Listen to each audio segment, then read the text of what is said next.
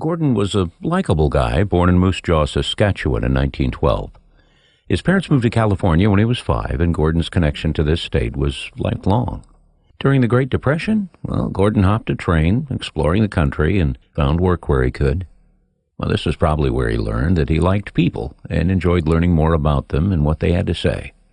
While Gordon thought this traveling adventure was just a way to earn money in hard times, this experience would lead him to a career he might never have expected. He became a radio personality. Sure, he considered the possibility of becoming a teacher. He even went to school for it. But at the time, radio announcers made more money. And the Great Depression had proven to Gordon that this was important, especially if he wanted to get married, which he did. Gordon married his wife Lois when he was 23, and they would have 5 children together. The couple was married 74 years until Gordon passed away in 2010. And this man kept meeting and greeting all kinds of people. Some even became famous. One such meeting and friendship was fostered with Walt Disney. Now, before he was an icon in Hollywood, Walt had gone through financial struggles and failed plans. Gordon was a friend to him during that time. When Walt mentioned plans to open Disneyland, Gordon had visible doubts that the prospects would be successful. After all, he had witnessed a history of failure in his friend's experiences. Gordon was offered the opportunity to invest in the business and run a motel on the property. Gordon politely declined. While that may have seemed like a mistake, keep listening. When Disneyland opened in the 1950s, Walt called on Gordon to be the announcer at the opening. Gordon agreed, and by then he was convinced Walt's fortunes were changing, and this theme park would be a success. The opening went so well that Walt asked Gordon if there was something he could do to show his gratitude. Gordon thought for a bit and suggested that he be offered the profit from the sales of cameras and film in the gift shops for 10 years. Walt agreed, and Gordon made a small fortune.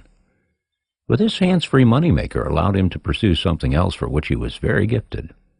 The money from this agreement would last until the early 60s, when Gordon would transition from radio to TV to great acclaim. Like his friend Walt, Gordon always worked to provide and promote content for families. He even endorsed things like the hula hoop and the game of life. Gordon was a big hit with families, and in 1978 he would write, "I believe none of us should ever stop growing, learning, changing, and being curious about what's going to happen next. None of us is perfect, so we should be eager to learn more and try to be more effective persons in every part of our lives." That was Gordon. Ever the encourager, ever the learner. It was the same Gordon who dealt with the deaths of 3 of his children before his own passing. Gordon would also spend a month as interim host of The Tonight Show after Jack Paar and before Johnny Carson. He contributed greatly to multiple organizations he believed in. He was busy. Now, most people know Gordon by another name, and it was this name that was synonymous with his show's House Party and Kids Say the Darndest Things. Now, this man that encouraged family did so from a place of pain and struggle, and from one very specific memory.